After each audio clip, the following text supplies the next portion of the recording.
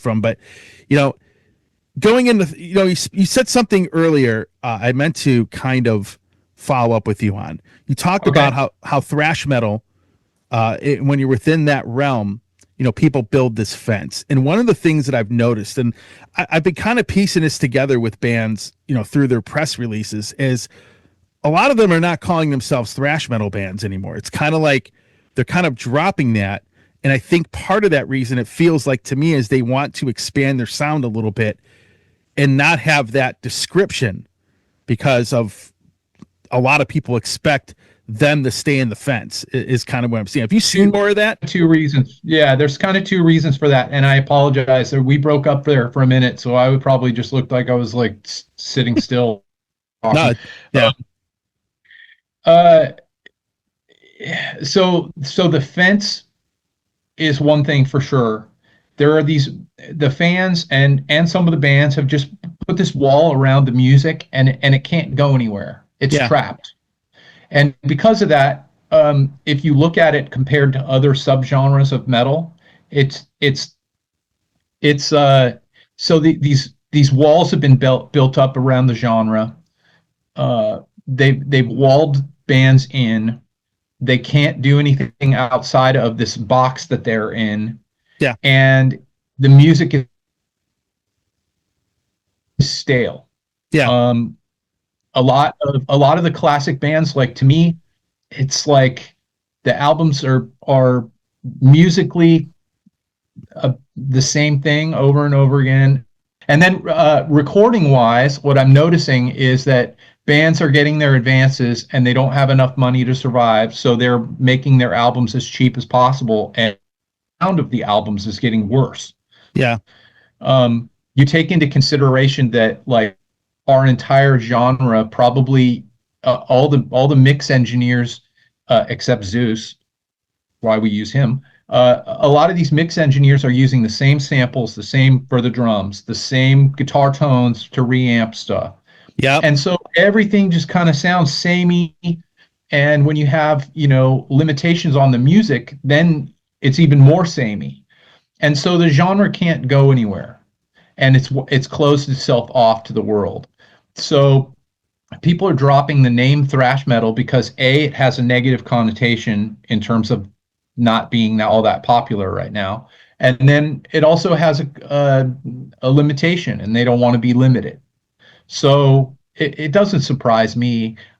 I really don't care what people call it. I mean, you can go all the way back to the Heavy video where Lee was interviewed in the late 80s, of him saying that, it doesn't matter what you call it, pink, brown, metal, I don't care. It's and that's kind of what Heathen is anyway. yeah, The band's never really had any, we've never put any limitations on what we can do. There's always something different and unique on each album, sure. and it's just we want it to continue being like that. So we might have some straight up thrash songs, and we might have some stuff where you're like, what the fuck? Well, where did that come from? So, but that's how it should be. It's good to have surprises on records. Otherwise, you're like, oh, another album. I can't wait. You gotta see what's inside the box when you open the album. So Yeah, absolutely, man. And you know, it's interesting because some bands that I've heard who kind of dropped that whole moniker, they put out some really good records. It's kind of like, you're right, they don't sound the same. I always call it, and I don't want to bash this guy, but when you talk about all the production sounding the same, I've nicknamed this the Andy Sneap effect. Where, you know what I'm saying, where everybody, if we go and listen to one of Testament's albums and I go listen to Exodus, or one of those guys, they're very, very extremely similar. They could be probably using the same plugins.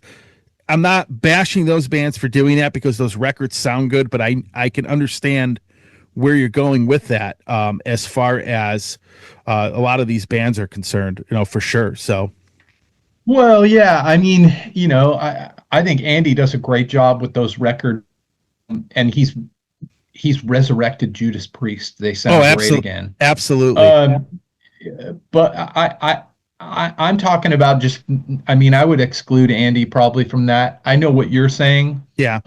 but the thing for me that's missing in modern music is the uniqueness of each band's sound. Yeah. Um, and that's something like I've been talking about. Everybody records a DI these days for guitar. Like have Yeah. a DI so I can reamp it. I don't want to do that. I want my tone. I want the tone. That's the band's sound. I don't Yeah. want it reamped with some sound that's got something else. So that's where I get away from that, and it probably makes it more difficult to mix, honestly, because the reason why people like specific tones is they work with them and they know what frequencies, and it's easier for them to get a mix going quickly Yeah. when you don't have to worry about something special and unique, but that's also what makes those old records so great, Yeah. and why people are like, oh man, there was so much magic in those old records. We didn't reamp anything on Empire of the Blind. It was my Mesa Boogie Mark IV the whole time, Yeah. and it was just I gave the tracks. It wasn't reamped, and I think that's good. I think that's what bands should do more often. I think that's what some producers should do more often, is find something that's more unique than just the same 5150 that's used on all the other projects. Hmm. That's why bands all sound the same. It's not it's the band and the producer's responsibility to kind of look at it and go, what is the sound? What is the sound of this band? Let me hear you in the room and let's capture whatever magic it is. Sure. So yeah, so that's what we try to do with the Heathen records. We don't want it to sound the same as everything. We want it to sound a little bit different, you know.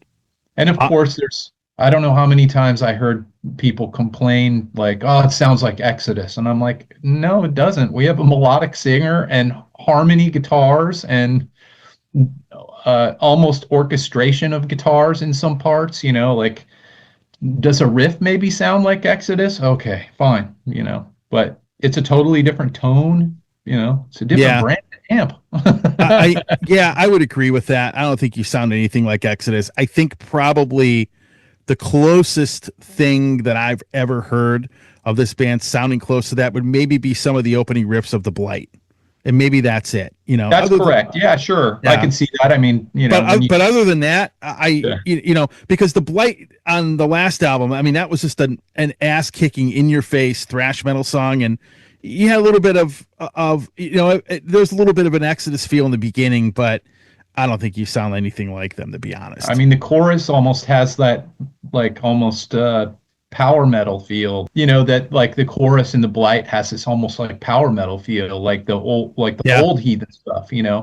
Like the first record. So we're just gonna keep writing whatever sounds good to us, and make it great, and add layers of depth so that when you listen to it over again, you hear things that you maybe didn't hear the first time, and I Yeah. mean, there's so many layers of guitars on the record. Like if you look at the tab book, there's like 6 staffs.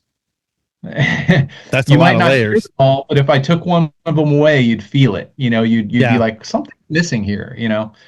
So we do a lot of what I call ear candy, where it's there, it's not prominent, but it gives you a feeling, and that stuff is in the old Metallica and all the stuff that the classics that we still love to listen to. So Yeah, absolutely. Well, I'm going to end it off here, but you do have merchandise for sale in the store.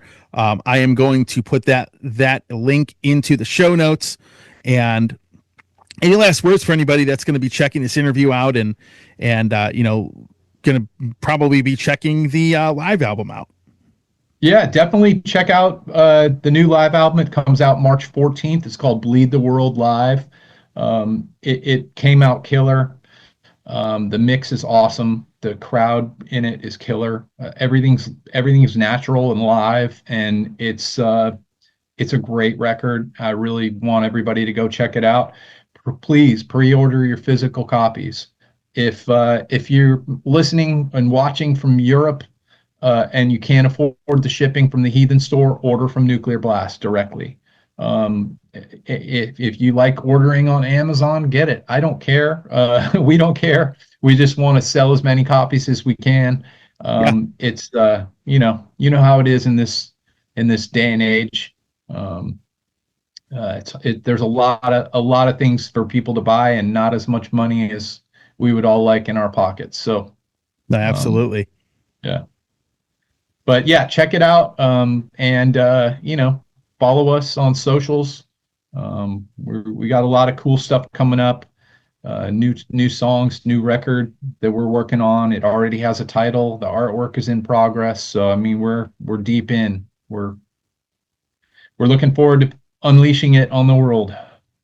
Hey everybody, Tony here from the Metal Command podcast. Again, I appreciate your support. Since 1998, I have hosted this show in one form or another, starting off in radio and now in the podcast format. Again, thanks for watching, and if you like what you see and hear on this show, by all means, please hit the subscribe button, hit the little bell to be notified anytime I do post a video, and if you see this program on any other form of social media, please give me a follow there. Again, I always appreciate your support.